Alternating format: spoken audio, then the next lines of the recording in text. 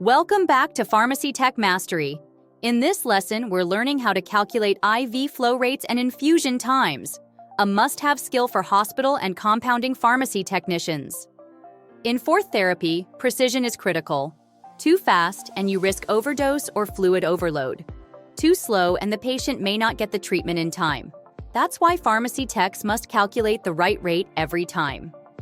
There are two main formulas you'll use. 1. Flow rate in milliliters per hour equals total volume in milliliters divided by time in hours. 2.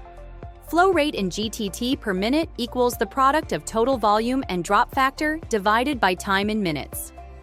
The drop factor, in grams per milliliter, is printed on the IV tubing package. Example: infuse 1,000 milliliters over 8 hours.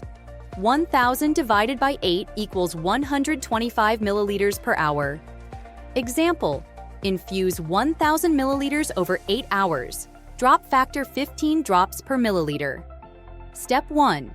Convert 8 hours to minutes. 8 times 60 equals 480 minutes. Step 2.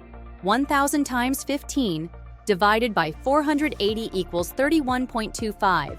Round to 31 GTT per minute. Quick tips: always double-check the IV order against the MAR. Watch your units. Hours versus minutes can make or break the calculation.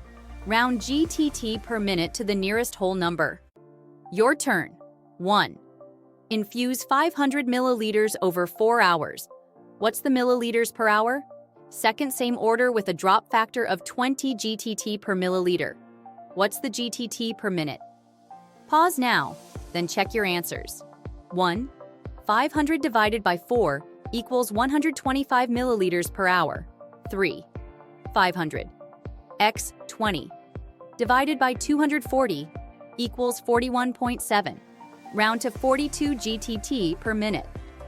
In hospital settings, you'll calculate IV rates for medications like antibiotics, chemotherapy, and hydration fluids. Each one requires accuracy, attention to detail, and clear communication with the pharmacist. If this lesson boosted your confidence with IV calculations, hit that subscribe button and click the bell so you never miss a new video.